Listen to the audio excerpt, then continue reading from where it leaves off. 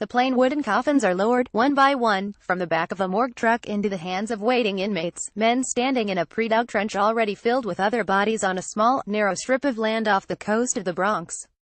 The only other people on the island, beside the inmates and the dead, are armed Department of Correction officers, overseeing this New York City burial as the rest of the nation's largest metropolis, almost wholly unaware this place exists. Get ready for work. This is just a regular Thursday on Hart Island, essentially the city's Potter's Field, though not all who end up here, it turns out, are destitute or unknown.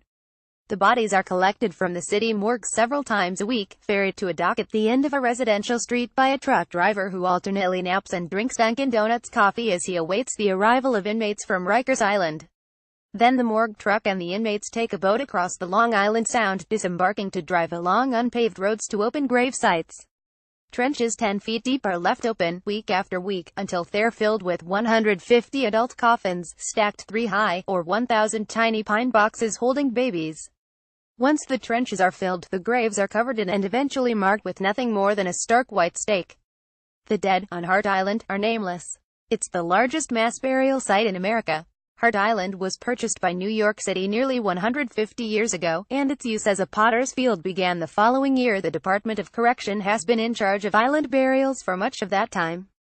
New York residents being interred today by inmates earning 50 cents an hour join more than 1 million city residents who represent snapshots of the city's history, from Civil War veterans to casualties of 1960s drug abuse, including child star Bobby Driscoll, to early victims of the AIDS crisis buried 14 feet deep amidst fear and confusion about the deadly virus. The island itself has served a range of functions, hosting at different stages a workhouse, a tuberculosis hospital, an asylum, even a Nike missile installation during the Cold War.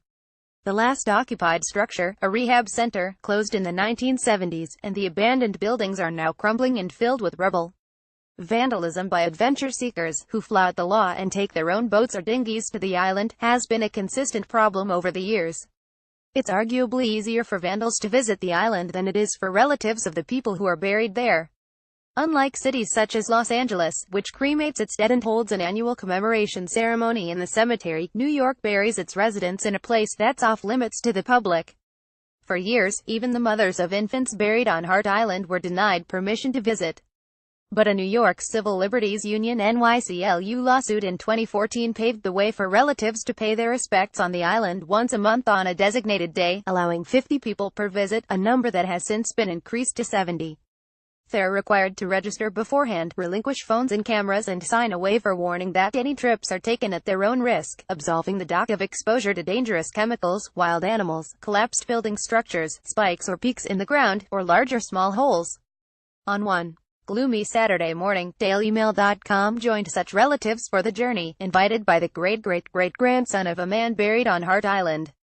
The quiet group that gathered for the trip across the water was diverse: a 31-year-old Chinese hairdresser clutching a bouquet of flowers mourning his recently deceased father, an elderly, flame-haired mother and her adult son, looking to pay respects to her own mother, who died young, a Hispanic father from the Bronx who lost his baby 25 years ago and only recently discovered his child's burial site.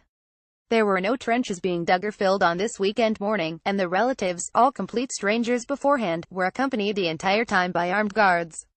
When their visit was nearing an end, a guard offered to take a group picture, and, awkwardly, those assembled stood together, posing and then waiting their turn to grab a copy of the Polaroid before making the journey back. They were also accompanied by frequent visitor Melinda Hunt, who has dedicated countless hours of her time to Hart Island, the people buried there and their loved ones. Ms. Hunt, an artist, first became interested in the island 30 years ago, when she visited the site for a photography project, and she has been passionate about it ever since, creating the non-profit Hart Island Project, which features an interactive map and listings of people buried on Hart Island since 1980.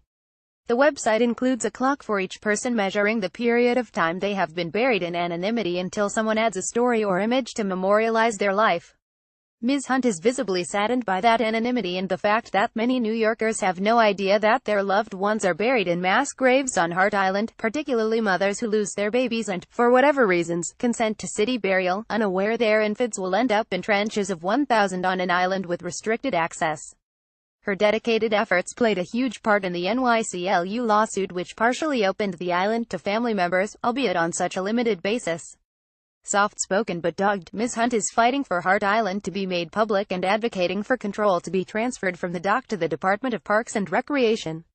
The island has been plagued by erosion and exposed bones. A 2013 report from New York's Office of the Chief Medical Examiner assessed the shoreline of the northern portion of the island and found human remains eroding from the cliff banks in numerous locations. The bones, the report found, belonged to numerous individuals and were observed on the shoreline and along the cliff bank, while at least 2 exposed burials were observed actively eroding. The members of the OCME Forensic Anthropology Unit also came upon one nearly complete cranium with distinctive dental work, including fillings and gold crowns. The remains have since been gathered and reburied and were plentiful enough to necessitate an adult coffin. Indicative of the level of deterioration, Hart Island was awarded more than $13.2 million after 2012's Hurricane Sandy for repair and restoration and hazard mitigation work to its seawalls and shoreline.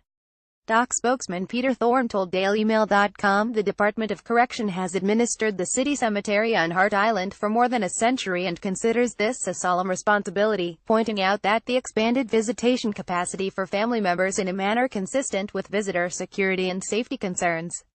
And as debate rages about the management of the island and its graves, and maintenance work continues, Ms. Hunt.